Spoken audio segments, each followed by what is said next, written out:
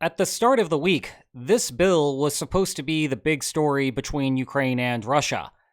Then an attack on some planes and an attack on a bridge got everyone distracted.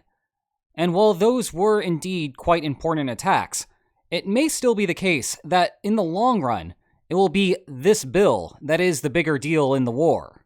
So let's put aside those other things for a moment and get the bill front and center.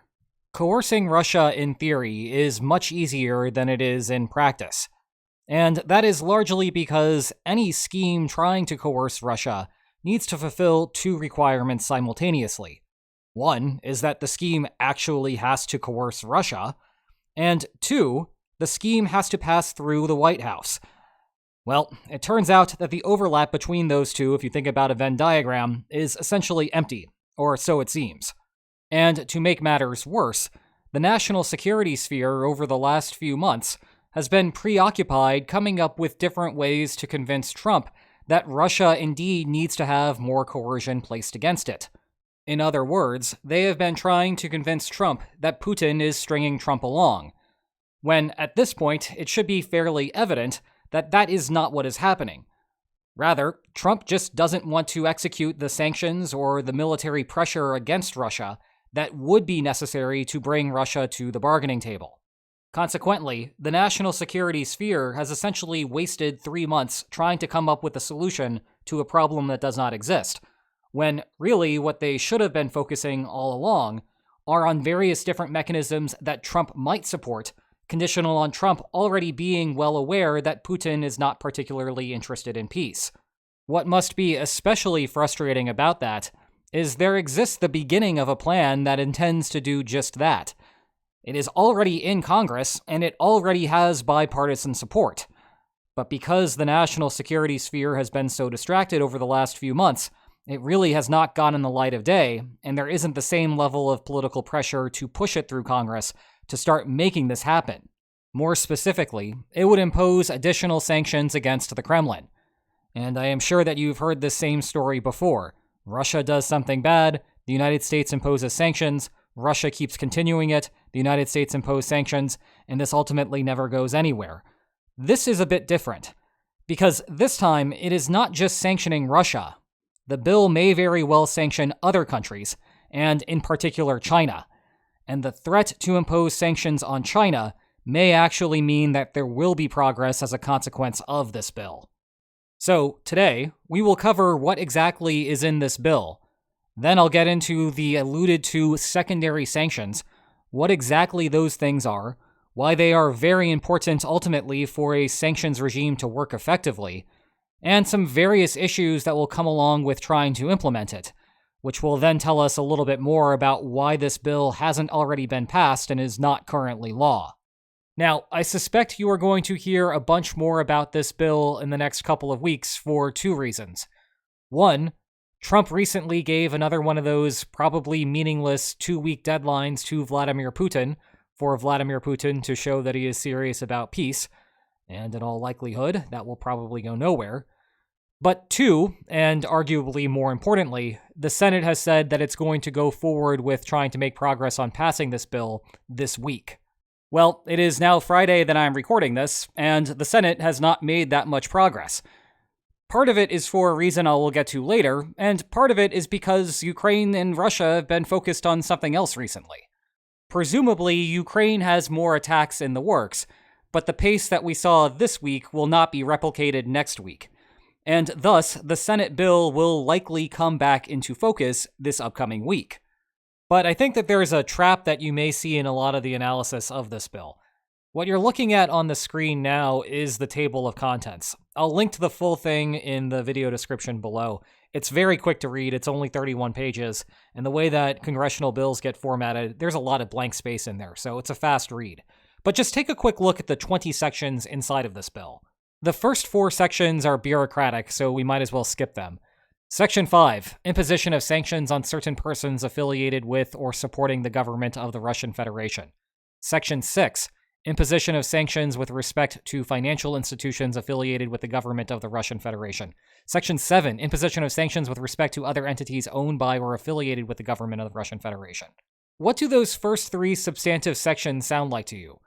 Probably more of the same. And indeed, it is more of the same. It's more of the sanctions that we've been hearing about for the last 3 years, and it makes it seem like the United States is basically just spinning a wheel round and round and not going anywhere. Moreover, if you keep going down the section headers, you're probably going to have that initial presumption be confirmed. Section 8, Prohibition on transfers of funds involving the Russian Federation. Section 9, Prohibition on listing or trading of Russian entities on United States security exchanges. Section 10, Prohibition on investments by United States financial institutions that benefit the government of Russia. So that is just sounding like more of the same, which is a problem because the United States and Russia have very, very little trade going on between them right now.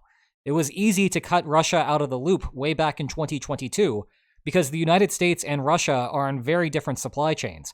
The United States was not relying on Russia for much in the way of raw goods or input goods into the United States' own economy, nor was the United States looking to buy direct finished products from Russia. Europe was in a bit of a different situation, and in fact, some of Europe is still importing Russian oil and gas. Hold that thought, because those European energy imports from Russia are going to matter in relation to this bill. The United States, though, very easy to cut off Russia. And so you're probably thinking to yourself, going through, again, the table of contents, that the United States can't really do very much in terms of applying sanctions to Russia because Russia's not trading with the United States to begin with. Thus, Section 11, Prohibition on energy exports to and investments in energy sector of the Russian Federation. That's liable to not have any real effect either. I am sure that there are a whole bunch of Russian individuals that are a part of the oil and gas industry in that country who are recognizing that there are problems with the extraction process inside of Russia and would benefit, therefore, from American know-how and American technology and how to resolve those problems. But once again, it is not like Americans in the oil and gas industry were clamoring to run over to Russia right now to get involved in investment over there. Section 12, Prohibition on purchases of sovereign debt of the Russian Federation by United States persons. How many Americans do you know of who have recently tried to buy Russian Federation debt? Probably not very many. Section 13, Prohibition on provision of services to sanctioned financial institutions by international financial messaging systems. That was a big topic 2 years ago. It's come and it's gone. Section 14, Prohibition on importing and sanctions with respect to uranium from the Russian Federation.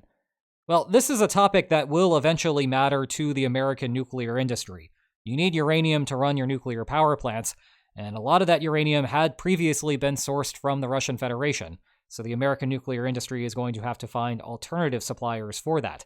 But did you know that in 2024, the United States already banned the import of uranium from the Russian Federation?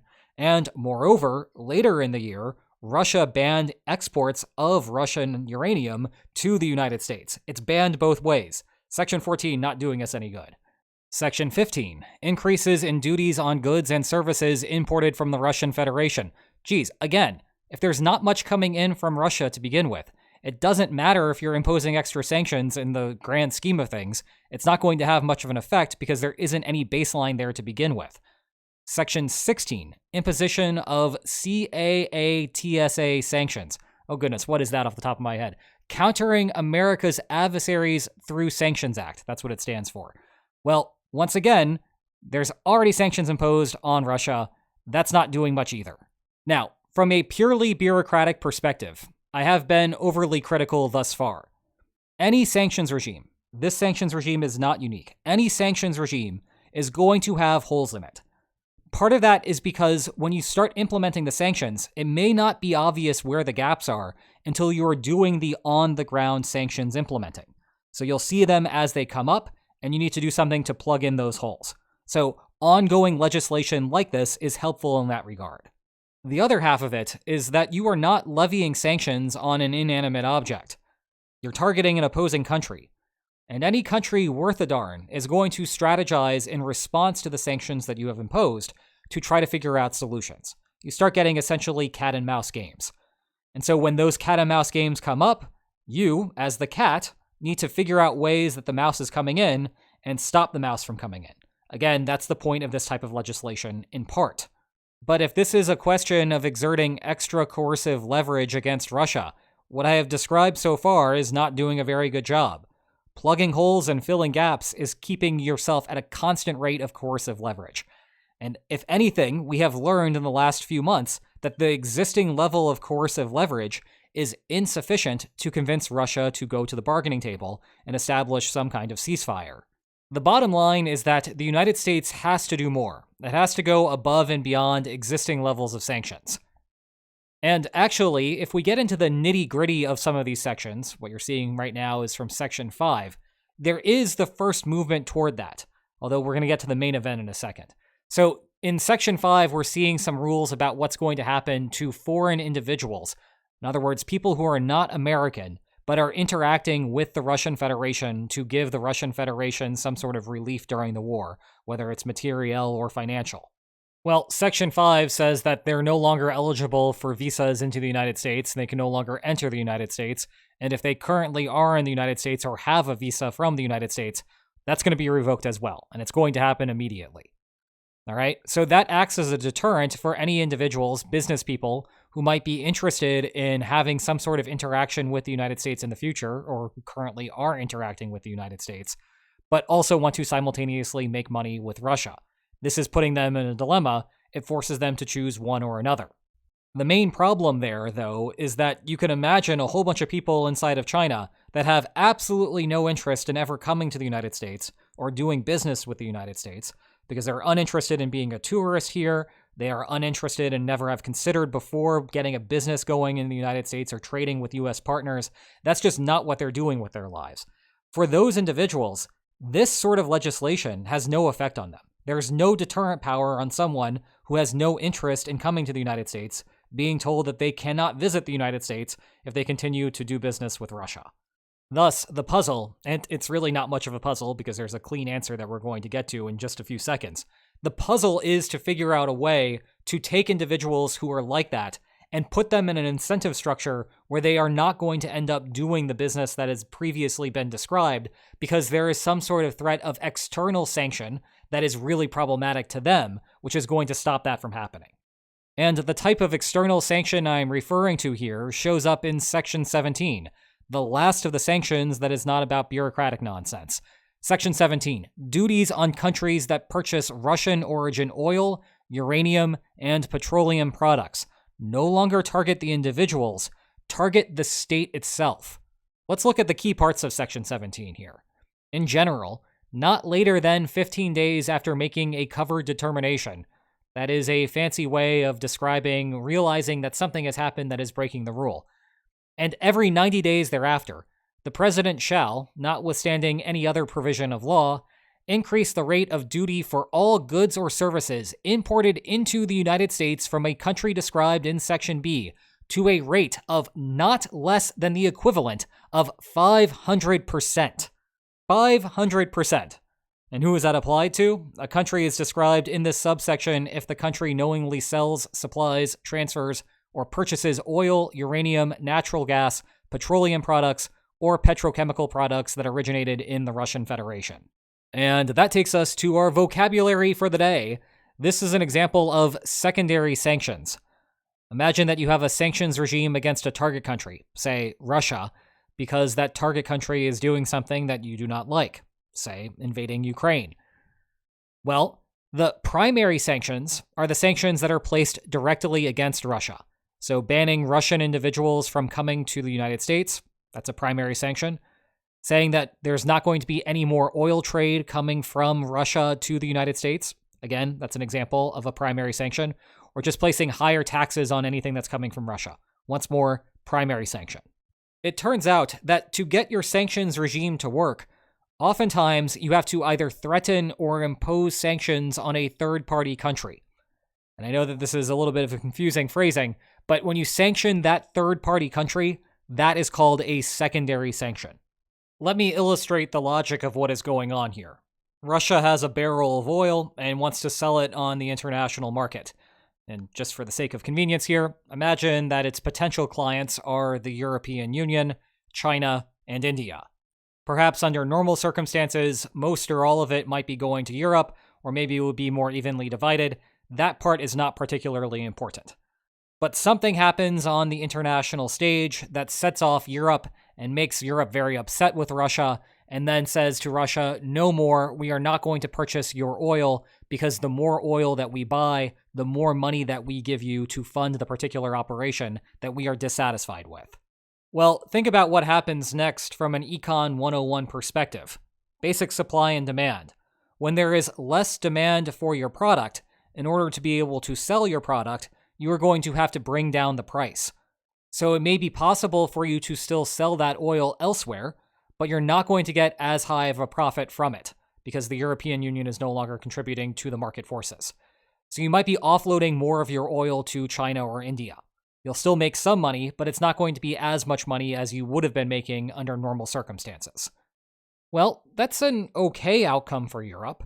Russia is not getting as much money as it used to, so there's going to be a constrained budget.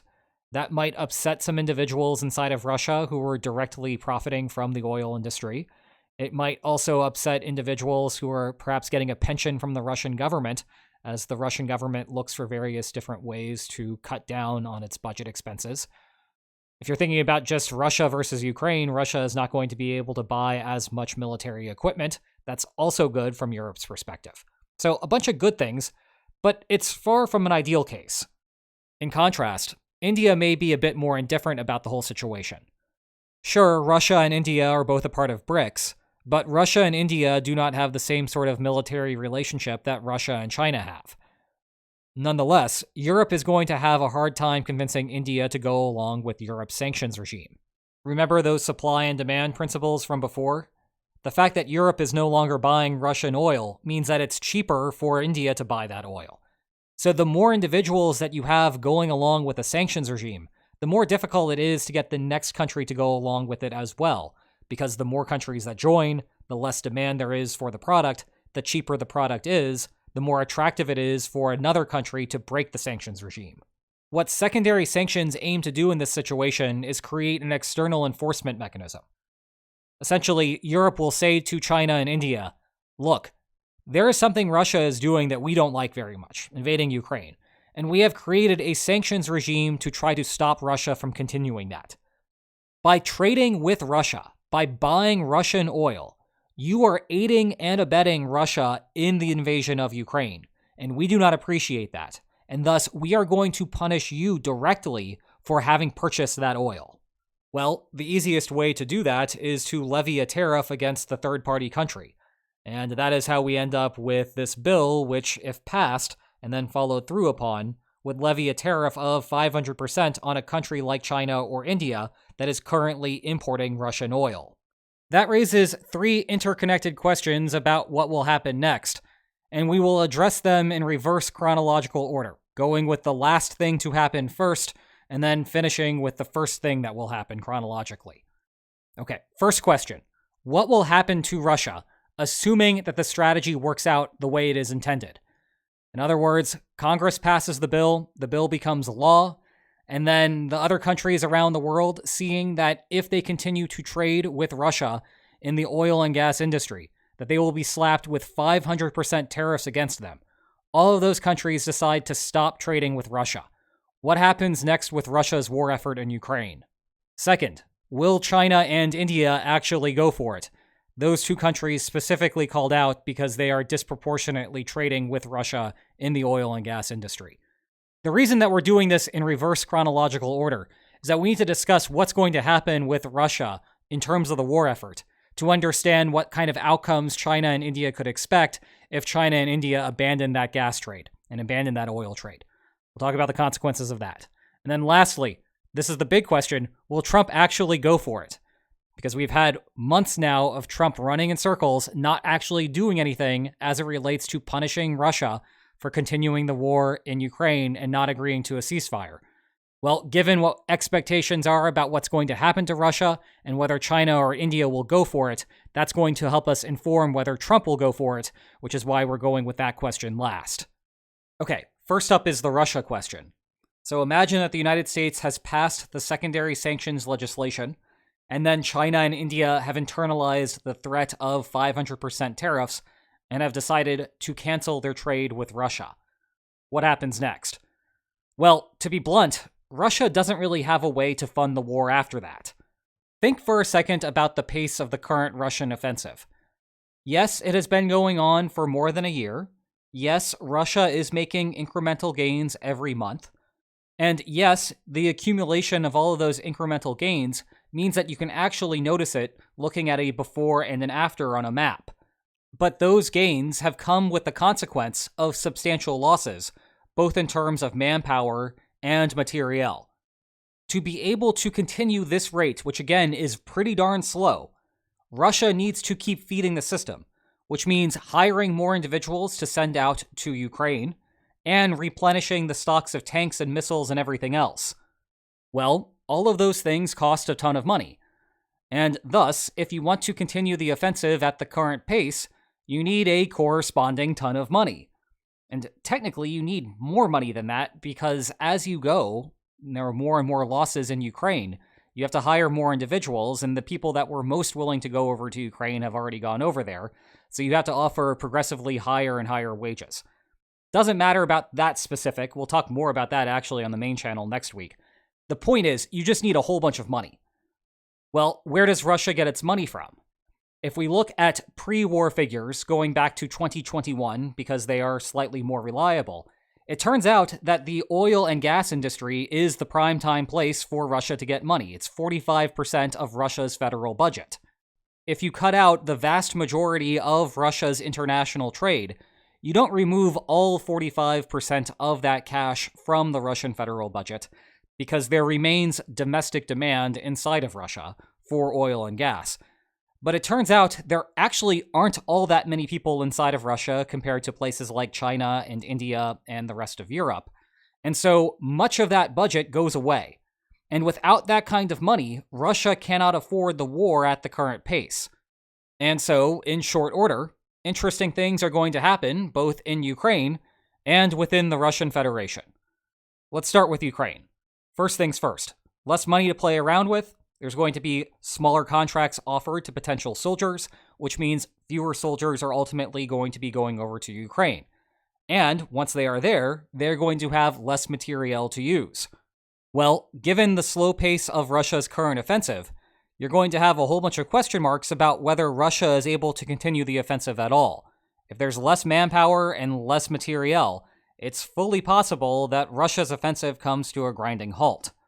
Meanwhile, back in the Russian homeland, there are going to be effects there as well. If you cut down Russia's federal budget by that amount, it's not going to be just the Ukrainian war effort that's going to get cuts. There's going to be a range of cuts, some of that coming in Ukraine, but some of that coming to domestic spending inside of Russia. And a lot of that is social spending, which means that everyday, ordinary Russians who have no connection to the war whatsoever, pensioners, retirees, anyone else receiving funds from the Russian government, they're going to start feeling the effects of that. And that matters because part of the reason why there is relative domestic peace inside of Russia currently is because the Kremlin has been intentionally trying to shield the average Russian from the war ever since it went through that mobilization procedure in the fall of 2022, and there was a big uproar as a result. So the goal for the Kremlin is to make it feel like for the average Russian inside of Moscow, who is not signing up for the war, to make that individual feel like Russia is not in the middle of a war, that they're just living their normal everyday life. Cut a bunch of that social spending, and suddenly that narrative is shattered overnight. Your average everyday Russians start to feel the war. Put all that together, slowing progress inside of Ukraine, domestic dissatisfaction at home, and what do you get? You get the Kremlin suddenly being more interested in negotiating. And you know what? Maybe that bargaining process doesn't work fully. Maybe Russia just starts sitting at the bargaining table and has a more serious exchange of offers, but at the end of the day, those offers are still rejected by Russia. What happens next, the fail case, isn't actually that bad for the West. The fail case is that Russia continues to fight inside of Ukraine and is not making any progress. Thus, putting all of this together, conditional on the legislation passing, and then India and China internalizing the threat and damage that 500% tariffs would cause, decide to cut trade with Russia. There is little downside here to the United States. However, we need to peel things back a layer, because to get to that final step, China and India have to back down. And the reason I am focusing on those two countries is, again, because they account for the bulk of the Russian exports. I have no doubt that some small countries will continue to do business with Russia, even if those countries are fully aware that the United States will respond with economic sanctions. Those tariffs of 500% might matter little to them if they are not doing any trade with the United States and instead are getting all of their trade benefits from Russia. Of course, you will remember way earlier on in this video, I mentioned that there are some European countries still engaged in the energy trade with Russia. I'm not bringing them up here, one, because, again, it's a relatively small portion of things, but two, one of the carve-out exemptions that has been floated for this bill, it's not yet in this bill, but probably will be in whatever the final version of this bill is, would have an exemption for countries that are engaged in trade with Russia as long as they are providing materiel support to Ukraine. The logic there is that it's better than the alternative. If those countries' economies are reliant on Russian energy exports, if they cut out the energy exports because they're scared about the 500% tariff, then maybe what happens next is that those economies just go completely kaput. And if the countries are no longer making any money, they're going to have to find places to cut out some of their expenses. And an obvious place to do that is to cut out the materiel support for Ukraine. So another way to think about this is that the Russian energy exports filtering through Europe are ultimately funding the Ukrainian war effort. Anyway, back to China and India. If those two countries believe that the United States, and specifically the Trump administration here, because the Trump administration is responsible for enforcement of laws and tariffs, if they think that the United States will follow through on the 500% tariff to retaliate for China and India importing Russian energy exports, they have little choice but to cut out Russia. For both of those countries, the trade flows with the United States are about 3 times as large as the trade flows with Russia. And if you think about what a 500% tariff would do to trade flows, it's basically going to kill it. Very, very little stuff coming into the United States is going to be worth paying a 500% tariff. Which means that for China and India, it's basically pick one. Pick trade with Russia or pick trade with the United States. After that legislation is passed, you can't have both. In turn, the only other relevant consideration here is whether these countries care about the war outcome. For India, this one is obvious. India doesn't really care about what's going on in Ukraine, and so as a result, India is just going to do what is going to best protect its economy.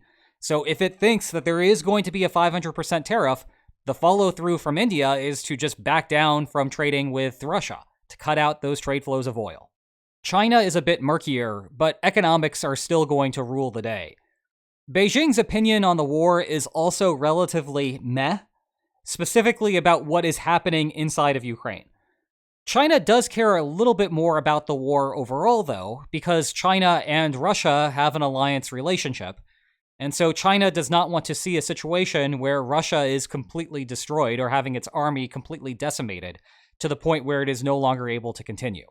And to some degree, that cuts both ways, with China having some more incentive to assist Russia to make sure that that outcome does not happen. But simultaneously, China may be thinking about not helping Russia, because if it thinks that the war in Ukraine is a waste of Russian resources, then assisting Russia to continue that process is essentially China shooting itself in the foot. But perhaps the most telling thing about what China is doing right now, which helps us understand what China would do if it thought that there was going to be a 500% tariff incoming. Well, think about what China has done in terms of supporting Russia. China is helping out with the political cover that Russia might want inside of an institution like the United Nations. It is also talking to Russia and keeping Russia part of the international community, as it were. But one thing that China has not done is to provide direct military aid to Russia. China is okay allowing input goods to go into Russia that Russia can then use to produce weapons. That's okay because China profits from it. China, however, is not doing things like just giving straight-up missiles to Russia. Well, the reason that Beijing has not pulled the trigger on that type of assistance is because Beijing is concerned about economic sanctions that might be imposed on China following that. This is also why the countries that have helped out Russia, North Korea and Iran, for example, are countries that are already under international economic sanctions, and so that threat cannot be leveraged against them. Consequently, if Beijing calculates that continuing the energy trade with Russia would result in that same type of sanctioning behavior, what we have from the historical record so far during the war is China being scared of that sort of thing, which means that China would probably also buckle in response to a 500% tariff threat from the United States, again conditional on China thinking that the United States would follow through. But that takes us to the trillion-dollar question, which is, will China and India think that the Trump administration's threat is credible? In other words, when push comes to shove, if China and India see this legislation but continue to make those trades anyway, do they actually think that the Trump administration is going to levy 500% tariffs against them? Unfortunately, I cannot give you a clear-cut answer to that question. The Trump administration has been very cagey about this bill. Obviously, they know it exists. They know it is something that the Senate is presumably going to be voting on soon. But the messaging coming out of the Trump administration is to just hold off for a bit. It seems like the Trump administration is not particularly eager to be put into the position where it would have to make a decision on the matter. And that is consistent with the idea that the Trump administration is fairly indifferent with what's going on in Ukraine, and certainly does not want to pay a real cost associated with trying to fix any sort of problem that's going on there. The Trump administration is happy to talk about a peace deal being implemented between the two of them, but is relatively uninterested in paying the costs that are necessary to get to that sort of outcome. That said, at the beginning of this video, I talked about a Venn diagram of things that would actually coerce Russia and things that the United States would actually implement, and the overlap of that Venn diagram being effectively nothing. Well, here perhaps is an exception to that. One of the main reasons why the Trump administration wants the war in Ukraine to end is that as long as it continues under the status quo, China essentially enriches itself off of Russian oil and gas coming cheaply into the country. If the United States cares more about what happens in Indo-Pacific security relations than what happens over in Europe, then having China get rich off of the back of Russia is ultimately bad for the US interests in the Indo-Pacific region. The broader counter-argument there is that China and Russia have that aforementioned alliance, and if Russia is being taxed of its military goods and capacity inside of Ukraine, maybe that ultimately benefits what's going on in terms of Western interests in the Indo-Pacific. And that being the case, there is a more elegant solution to the China getting rich problem. If the problem is China getting rich, do something that is going to stop China from getting rich directly, rather than do something that is convoluted like trying to stop a war. Trying to stop a war is a lot more complicated than perhaps turning some economic screws to convince China not to engage in that same sort of trade practice with Russia. Well, that is exactly what the sanctions bill does. Moreover, the way that it enforces those secondary sanctions might as well be magic to the ears of the Trump administration. It is through tariffs. And it is not like the Trump administration needs an excuse to impose tariffs on another country. The Trump administration loves doing it. And this time, it will have the Senate support. And this time, it will have some sort of productive purpose that is much clearer than what is going to happen with some sort of long, convoluted plot to bring some sort of domestic manufacturing back to the United States. So maybe, just maybe, this is the type of thing that the Trump administration would follow through on.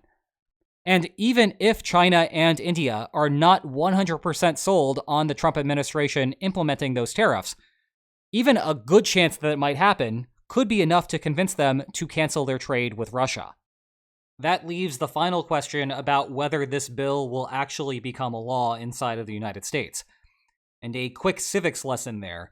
The easiest path for that to happen is that it passes through the House, the Senate, and receives the president's signature. This bill is coming out of the Senate, and on paper, there shouldn't be any problems getting it through the Senate. The bill itself has 81 co-sponsors in a Senate that only seats 100 individuals. That means you have incredible bipartisan support. It means that you have the majority of the votes that you would need to pass the bill through the Senate, and you also have the supermajority that you need for the bill to not be killed by a filibuster. But that itself should raise an interesting question. Why hasn't the bill already been passed? If you have 81 people who support it, why not just get that through the Senate? Because, again, when you are trying to coerce another country in negotiations, The best way to do that is to say, if you continue to do the thing that I don't like, I will punish you. If you stop doing the thing that I do not like, I will not punish you. Russia right now is doing the things that the bill describes as bad. And so if you properly apply coercive pressure, if the bad thing is ongoing, then the punishment should be ongoing as well. There should not be this waiting around period, which is lasting months now, where the United States explores whether Russia is interested in a ceasefire. If you actually want to coerce Russia into the ceasefire that you ostensibly want, then you have to apply punishment pressure now and then promise to relieve that punishment pressure if Russia gets on board with the ceasefire process. Well, getting back to that enforcement question from a moment ago, a plausible interpretation of what we are seeing is that the Trump administration is not particularly interested in enforcing any sort of punishments on Russia when push comes to shove, and as a result of that, is trying to exert pressure on the Senate, specifically Republicans in the Senate that control the chamber, to not have this legislation go forward because it would put the Trump administration in an awkward spot eventually. Okay, but if you're the Senate and you actually want to follow through on this bill, then you have to apply coercive pressure not onto Russia, not onto China, but onto the Trump administration itself. And you don't do that by having the bill just sit there on the floor. You need it to pass through the Senate, you need it to pass through the House, and you need to get the bill to the president's desk. That forces the president into a situation where he has to make a very public decision, something that the media is going to report, something that Americans, the average Joe American, is going to hear about on the news. That there is a piece of legislation on the desk of the president that is going to be tough on Russia, and perhaps more importantly for Trump, his base, and the thought processes going along at the DoD, it's tough on China as well. And he has to make a decision about whether to sign that bill or not. And that might actually get you somewhere, rather than having the entire world spinning its wheels in days of our diplomacy, not really going anywhere. I should note that at the beginning of the week, there were some question marks about whether the House had sufficient support to pass the bill, and that may in turn have given the Senate reason to be slow moving on this. After all, it doesn't matter if the Senate passes the bill if it just dies on the floor of the House. However, there was a development later in the week that seems to suggest that there is in fact sufficient support inside of the House. A little bit of background here. The House is currently Republican-controlled. There is a majority of Republicans in that chamber. And when Republicans are in charge, especially, but also generally speaking too, the House has a rule known as either the Hastert rule or the majority of the majority rule. What that rule says is that for a bill to come to the floor for a full vote, there has to be a majority of the majority party that supports it. The reason that this works is that the majority party has agenda-setting power. They control whether a bill comes to the floor or not, and they will only allow bills to come to the floor if a majority of the majority party supports it. What does that mean for our practical purposes today? Well, imagine that there is a bill that the House needs to consider. Say maybe it's on sanctions. If there is a slight minority of Republicans inside of the House that like the bill, and a slight majority of Republicans that dislike the bill, then the bill will never receive a full vote on the House floor, even if it's the case that every single Democrat unanimously supports the bill.